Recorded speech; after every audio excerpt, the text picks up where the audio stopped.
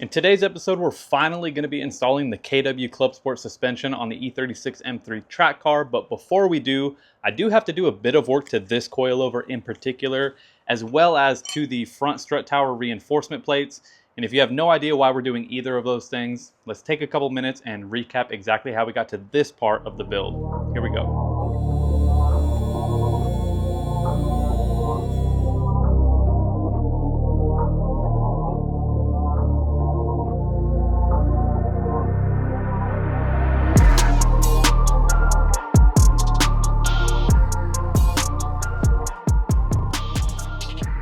So, in case you missed the last episode, I decided it would be a good idea to test fit the passenger front KW Clubsport coilover onto the E36 to try to get an idea for what size wheel spacer I was going to need in order to be able to fit my wheel and tire setup without making any contact with the coilover body or the spring itself. But throughout that process, I ended up stumbling across two other important issues that needed to be addressed before installing everything for good. Starting off, the OEM sway bar end links are simply too long to be able to fit onto these coilovers without making constant contact with the lower control arms. So I would either need to find shorter end links or simply buy adjustable ones, and out of those two options, I ended up purchasing adjustable end links, which we'll go over a little later in the episode. Now, moving on to the second and far more important lesson I learned. It turns out that if you were planning to run these reinforcement plates with camber plates, the available space you have to adjust camber ends up shrinking pretty significantly, which means you end up with far less freedom for camber adjustment than if you simply didn't run these reinforcement plates at all. So I basically ended up with three options. I can either not run the plates, which isn't really an option in my eyes, but I could. I could also purchase pre-made reinforcement plates with the properly sized opening to allow for as much adjustment as possible, or I can modify the OEM plates I already have in order to maximize my adjustment capabilities. And that ultimately brings us here. Before I dive in and start the coilover install, I'm going to be modifying these OEM reinforcement plates for maximum camber plate clearance. Now, in case you're wondering why I'm doing this instead of simply sourcing plates with a bigger opening to begin with, I'd say that's a fair question, as it's clearly the easiest option, and originally that was going to be the plan once I realized that these OEM plates needed to be modified. And I even found a company who makes them for this exact reason. A company called Garagistic makes front strut tower reinforcement plates for these cars that are designed specifically to address having camber plates and maximizing the available space to be able to adjust camber within the OEM shock tower limits. However, I opted to modify these OEM plates instead for two reasons. First, I now have 4 of these plates, or 2 sets to be specific. I learned when test fitting the coilover in the last episode that my car already had the OEM reinforcement plates installed on it, so if I end up messing 2 of them up trying to modify them, I'll still have 2 more that I could run if I wanted to. Now, as far as the second reason goes, it turns out that these OEM plates are a lot cheaper than I remember, because for about $55, you could buy a set of these OEM reinforcement plates, but for nearly the same price, you can buy the Garagistic plates. So I figured I'd end up spending the same amount regardless, and this way I wasn't going to have to wait for something to be shipped out to me to be able to make some progress in today's install. And not only that, but it gives me a chance to do some very light fabrication work, which we're about to see in just a moment. So with all that being said, let's modify these reinforcement plates so I could finally start the suspension install. Now really quick, I recently discovered that less than 3% of you guys who are watching these videos are actually subscribed. So I wanted to kindly ask that if you are at all interested in supporting me in the making of these episodes, that you consider subscribing. It is the best way for me to gauge whether or not you guys are enjoying these videos. And so with that being said, I genuinely want to say a huge thank you if you're already subscribed, and to those of you who do decide to follow along. Now, let's get back into the episode. Now, my approach for modifying these plates seemed pretty straightforward. Simply trace the outline of the camber plate adjustment track over the bottom side of the reinforcement plate and get to cutting.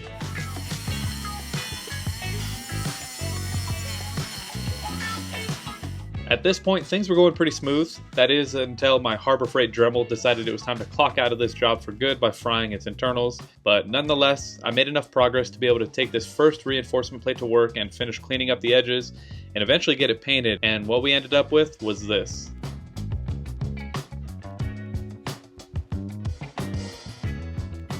Now, does it look a bit weird? Sure, but as you can see with this side-by-side, as far as the camber plate is concerned, there is no adjustment that we cannot use, as opposed to the right side, in which you could very clearly see just how limited we'd be if we tried to use this plate as it comes from the factory. Now, of course, once everything is installed on the E36, we'll have to see what the limitations are regarding the OEM front strut tower itself, but I suspect that we'll be more than happy with the amount of adjustment we'll have, seeing as we now have the same exact adjustment parameters as the camber plate itself, with or without the reinforcement plate. So now that I know that the proof of concept works, I can move on and modify the other reinforcement plate. Now, just a word of caution, if anyone watching this decides to take the same approach, you will have to retrace the outline of the camber plate adjustment track onto the second OEM plate, as it's not the same for the two. It is slightly offset by some degrees, and if you try to simply lay one reinforcement plate over the other to trace the outline, unfortunately it won't perfectly match the track on the second camber plate, so keep that in mind. Now, after picking up a brand new Harbor Freight Dremel tool, I was able to finish all the cutting work I needed on this second reinforcement plate, and after a bit of cleanup with some files to smoothen out and straighten the edges, we can see that the plate has a perfect cutout to allow for maximum camber adjustment, just like the first one. Now, I won't bore you guys with more paint work, so while the second reinforcement plate is drying, this is what it looks like fully installed onto the coilover.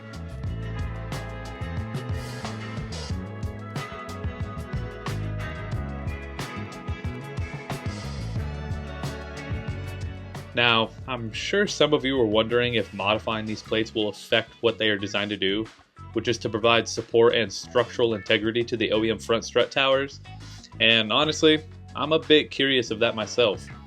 But in my completely unprofessional, non-structural engineering opinion, I'd say that 90% of an OEM reinforcement plate and 100% of a front strut brace being installed averages to somewhere like 95% more rigidity within the strut towers or something like that. Nah, but jokes aside, I'm confident that having these modified plates installed are still better than not having them, and almost none of what makes these plates actually structurally durable was cut out, which would be the outer and inner bend. So I'm confident that these will do their job just fine once installed. Now, moving on to the final job I have to finish before I could start installing the coilovers is I need to replace the broken parts on the driver's front coilover. Back when I originally took these apart to refresh and clean everything up, I learned that several parts on the driver's side coilover were damaged and in need of replacement. And so after a couple of months of waiting for these parts to arrive from Germany, I have everything here and I can finally swap the broken parts out. And while we're doing all that, I'll give the coilover and all the parts we're reusing a quick clean so the suspension will finally be ready to go into the car.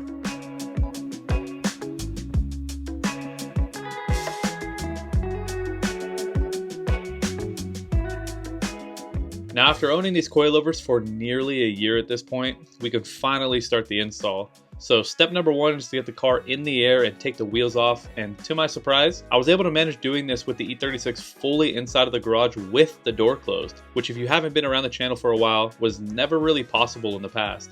So it's actually really good to know that I could do this, as it means I could likely start filming some stuff at night when I otherwise couldn't before once the sun went down. But all that aside, the car is officially up and ready for the stock suspension to come out. Now, I decided to start with the rear suspension as it's a little easier to remove than the front, and there was just a bit more space in the back of the car than the front with the garage door being closed. And after only a few minutes of reacquainting myself with how the E36 rear suspensions worked, I had the shock and spring removed and the car was officially ready to start throwing the new suspension in. You know, it's always interesting doing projects on older cars that you haven't owned since they were new. Obviously, I haven't owned this E36 M3 since, it was made back in '97, but nonetheless, this is my first time replacing the rear shocks on this car. And as you can see right here, a piece of the body has literally chipped off. And if you guys are unfamiliar, these E36s were pretty much made of paper mache because, they're notorious for having things like this happen. But before you guys panic, thankfully this side has been reinforced from the other side with a pretty thick reinforcement plate, so I'm not too concerned about this.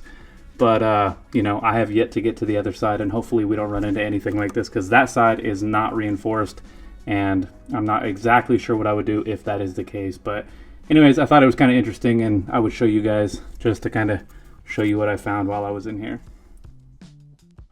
Now, looking back at the footage, I realized I didn't film any of the passenger side rear suspension being installed, but I felt it was worth noting that thankfully that side didn't have any issues with the rear shock tower, at least nothing I could clearly see. So hopefully I won't need any significant work anytime soon, considering I do have a reinforcement plate sandwiched between the body and my rear strut brace. But anyways, back to installing the suspension on the driver's side.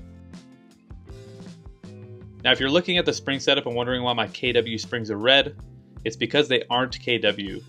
This setup is utilizing I-box springs with H&R upper tender springs, and this was the setup that was used by the previous owner of this suspension who had taken their E36 out to a number of track days. And I was told that this dual rear spring setup paired with the weight jacks at the bottom of the spring that allows the spring to articulate linearly versus a spring that would otherwise compress in a non-linear arc, which basically translates to a more predictable driving feel, which for track driving seems like the right call. So now that the rear suspension is officially installed, we can make our way to the front of the car and start removing the OEM struts. But in order to do that, the front strut brace needs to come out. So let me quickly do that, then we'll get into actually removing suspension components.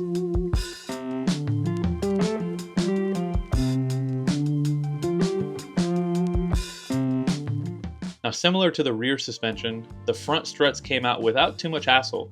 There's two 18mm bolts on the bottom of the strut and one 18mm nut and bolt above those that secure the strut to the knuckle. Then once those were removed, I had to take out the old sway bar end link and lastly remove the brake line and wheel speed sensors from the bracket on the strut body itself. And once all that was free and the knuckle supported so as to allow slack for the brake line, all that's left was to remove the three 13mm nuts on top of the strut tower, and the strut was able to come out of the car. Now at this point, I want to circle back to what I mentioned in the beginning of the video regarding the sway bar end links. Like I mentioned, the OEM end links cannot work with these KW coilovers because they will make constant contact with the lower control arms. Now they may work with other brands, but in my case, I needed to go a different route, and what I ended up doing was purchasing these AKG Motorsports Pro adjustable end links, and unlike OEM end links, these have spherical ball joints on either end and allow for adjustment for whatever length is needed. And not only that, but they're pretty reasonably priced for what you're getting at only about $130 for the set. I'll link them down below in the description in case anyone else wants to pick up a set. Now another cool thing about these end links is if the adjustment isn't short enough, like in my case, they're also able to be shortened by simply cutting off some of the thread length to get the desired result. So here I am cutting off about 3/4 of an inch from each side of the rod, and once it was all said and done, I had properly sized sway bar end links that give me near OEM clearance to the lower control arms.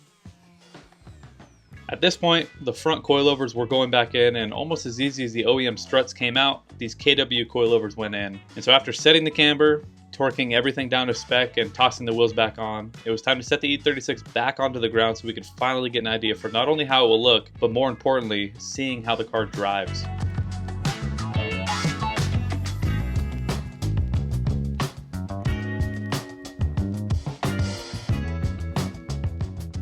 Yeah, it's low. And not only that, but the fitment is pretty nuts considering I decided to run the 17.5mm spacers that I was originally planning to run at the front of the car at the rear, and I ended up putting 20mm spacers at the front. So we'll have to see if I keep this exact setup.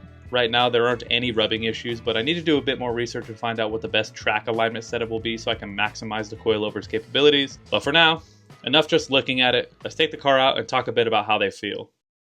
All right, so I've driven with these coilovers now for a few days. I didn't get a chance to kind of go through like a maiden voyage with you guys when I first installed them, just because the sun was going down and I wasn't going to be able to film like this. But I actually think it worked out a little better because now I can kind of give you my thoughts and impressions having put a few miles on the coilover. So overall, super stoked. The car feels really planted. It feels really firm. But a big thing about these coilovers that my air suspension, for example, on my E92 M3 doesn't have is that these coilovers are super compliant, which means that like when I'm driving over little road bumps or potholes or little dips in the road, these coilovers do a pretty good job of absorbing that, kind of like stock suspension.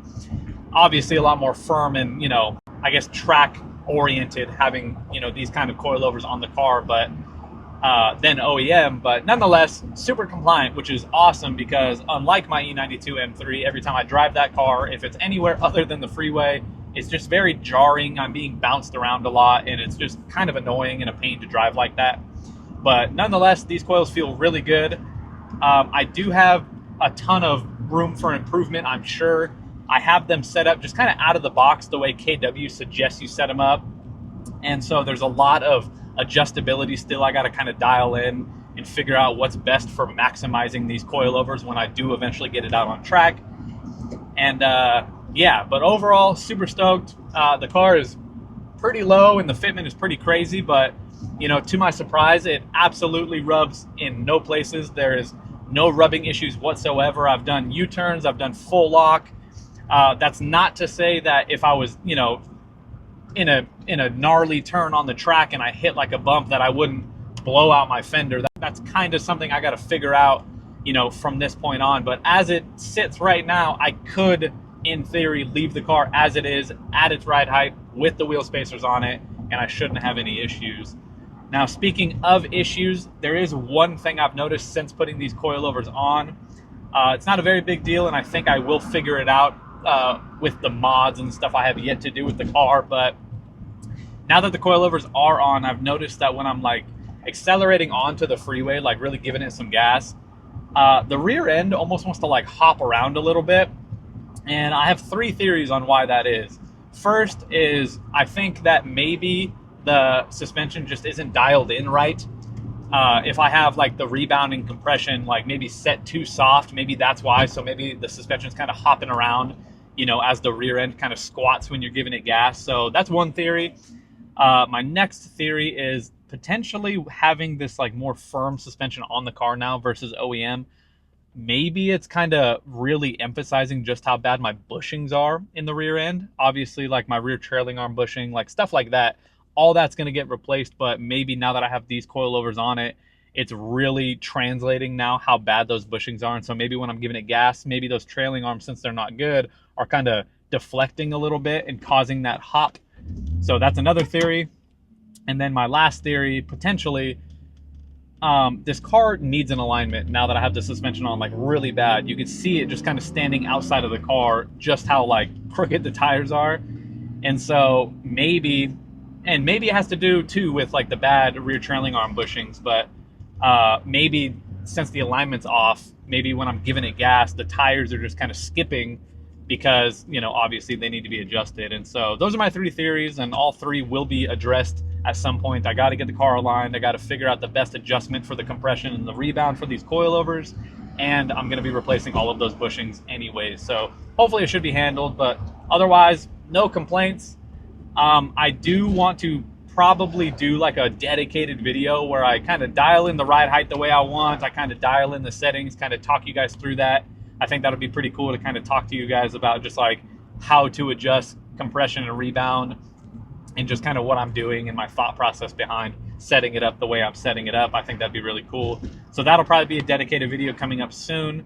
But other than that, I don't really have anything else left for this video. I don't want to really ramble on like I do normally. And so I guess I'll just say that if you aren't subscribed at this point and you're watching up to this point in the video, I'll ask again that you please consider subscribing. It lets YouTube and me know that you guys are enjoying these videos. I'd really appreciate it. And if you are already subscribed, a huge thank you to you guys. You are, you know, 3% of the people who watch these videos. And so, you know, 3 out of every 100 people who watch are, you know, enjoying this stuff enough to consider sticking around for the rest of the video. So anyways, I really appreciate that, and I look forward to seeing you guys in the next videos. I will catch you in the next one. Peace.